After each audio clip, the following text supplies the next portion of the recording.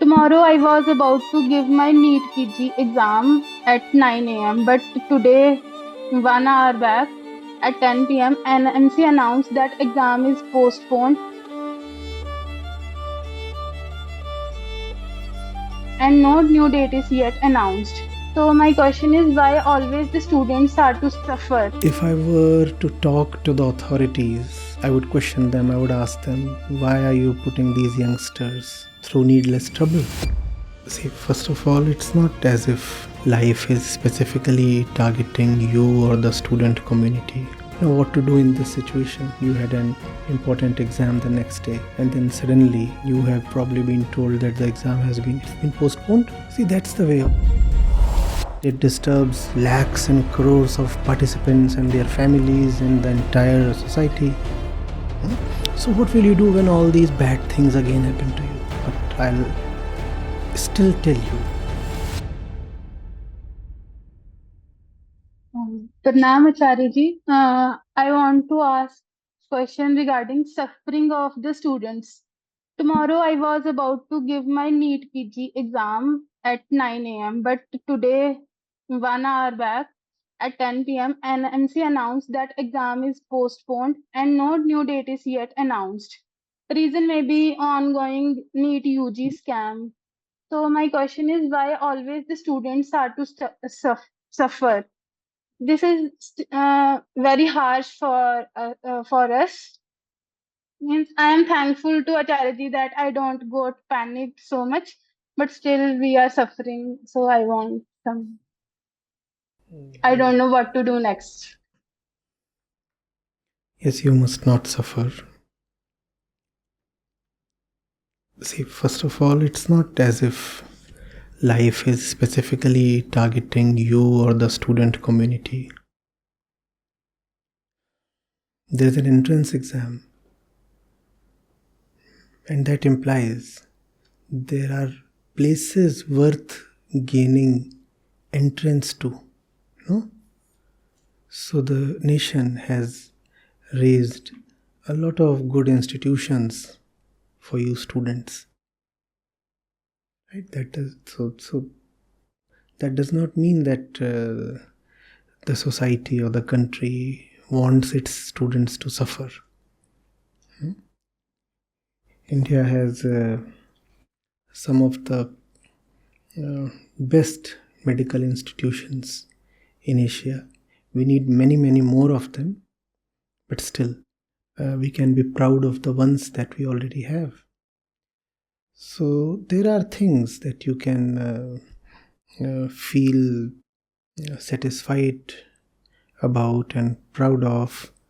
It's just that what is already available to us is taken for granted, and things that don't go our way, they disturb us. That's natural prakritic human tendency, right? Now what to do in this situation. You had an important exam the next day, and then suddenly you have probably been told that the exam has been postponed. It's been postponed. See, that's the way of life. If I were to talk to the authorities, I would question them. I would ask them, why are you putting these youngsters through needless trouble? But since right now I'm not talking to them, so no point just blaming them. Obviously the system has failed, and that failure is showing up in all the turbulence that's been going on. It's been, I suppose, 3 weeks now or something. Fourth, just a little less than 3 weeks. 4th of this month, your results were announced. And that's when the whole cycle of agitation and outrage began. So obviously the system has to be questioned. And were I in front of those who run the system, I would probably question them quite harshly. But they're not here. right? And maybe I'll find another way to make my voice reach to them, something. For the purpose of the discussion between you and me, the system then becomes irrelevant. Why? Because as you will move through life, you will find that all kinds of systems keep doing all kinds of mischievous things. Today, this system has done its bit. Tomorrow, some other system, some institution, or some random event can come and play spoil sport. Will you keep allowing them to disturb you? Obviously, they are not entitled to disturb you. Obviously, they must be taken to task. You have a testing agency, and we do not have testing agency in a nation of 150 crore people, so that it disturbs lakhs and crores of participants and their families and the entire society, right? So first of all, you have to be assured that we do not want the responsible ones to go scot-free. They must be taken to task, they must be held accountable, and the system must be improved to ensure that such things never again happen in the future. But I'll still tell you, these things will again happen. If not in this way, then in some other way. Life will never move according to your plans and expectations. Today this system has failed, tomorrow some other system will fail. And that's not just something specific to India. That's happening even in the most developed and advanced nations. That's the very nature of life, unpredictability. So what will you do when all these bad things again happen to you? Will you allow them to get to you, own you, rule your mind, make you go mad? Will you allow them? Will protect my soul. Right. So that's what we have to learn. Even if we make the best of systems, still they will go awry. Though that does not mean that we should not try to improve our systems and such things. I'm repeating that for the fourth time probably. We should try to improve whatever we can. But in spite of all the improvement, things will go wrong at times. So internally we have to develop ourselves in a way that when things do not go our way, we still remain steadfast. Nothing on the outside should be allowed to become so powerful that it starts ruling our insides. Are you getting it? Life can be ruthless. Life is ruthlessly impartial. It cares for nobody. Because to life, you and I don't exist. To life, only the totality of life exists. Are you getting it? You and I are nobodies. If something wrong happens to you, something wrong happens to me, life, existence, prakriti, they're not going to remorse over it. What matters to life is just the totality of everything. And the totality of everything remains the same. So life never loses out on anything. It's just that something today is manifest, tomorrow it becomes unmanifest, but the total of manifest plus unmanifest remains the same. Life doesn't lose out on anything. Yeah, the manifested part declines. So the manifested crowd might start wailing, oh no, we made a loss. But when it comes to life says, one form has just changed into another form. The totality has remained the same. So life never bothers for individuals. Life is utterly ruthless. And it can do really bad things. we are not supposed to let things go bad for us, or are we? No, we aren't. So what will we do? We'll make ourselves life proof. Let life do whatever it wants to do. I'll still remain joyful within. I'm not talking of some utopian ideal state that is unattainable. Obviously, if things go bad, we feel bad, we get tense, we also get angry, we get sad. These things happen, obviously. But a point should remain within, utterly untouched. Tension should not percolate beyond a limit. Your essential peace has to be safeguarded. Things went my way, fine, I got excited, I celebrated. But even the celebration should not reach your core.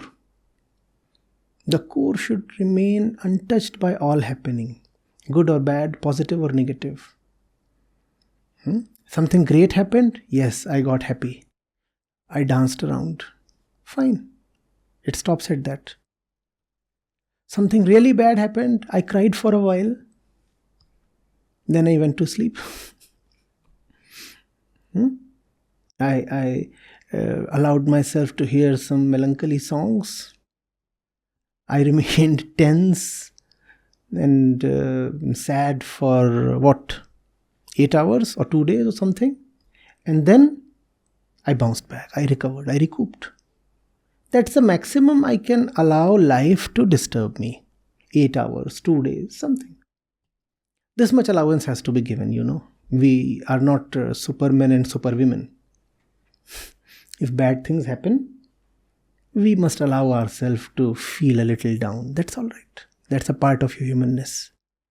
If something great happens tomorrow, if you top this entrance exam, it's all right to jump around and hug people and, do a few silly things and maybe party for a week or something. But then settle down. 1 week is enough. Return to your essential peace, where nothing ever happens, nothing good, nothing bad. Are you getting it? Don't let the world become a huge thing. Otherwise, the world will eat you up. The world comes to you with goodies, with offers, with all the beautiful and tempting things possible. Feel good, but don't get carried away. And the world comes to you with tragedies and all the bad things. Cry, wail, remain upset for a while, but don't allow yourself to break down. Do not let happiness carry you away, and do not let sadness break you down.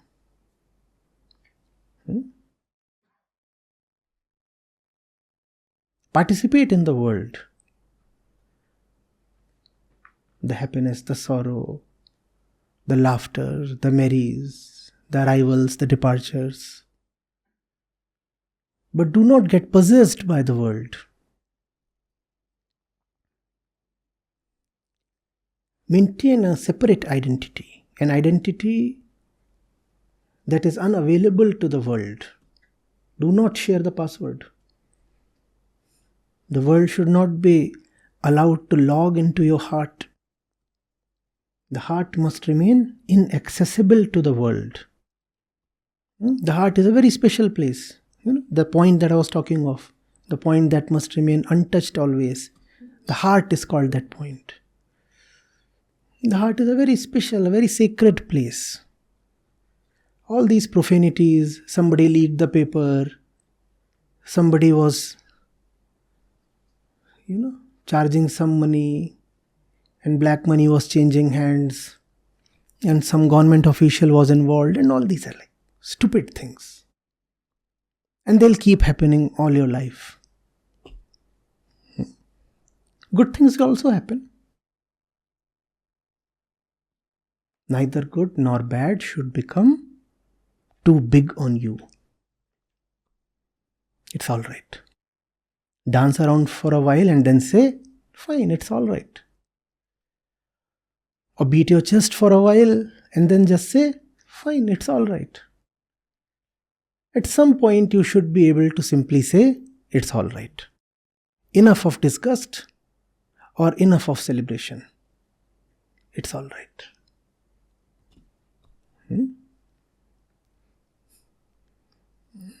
I haven't said anything of any value, right? This won't help you with your marks, but that's the maximum I can offer. Thank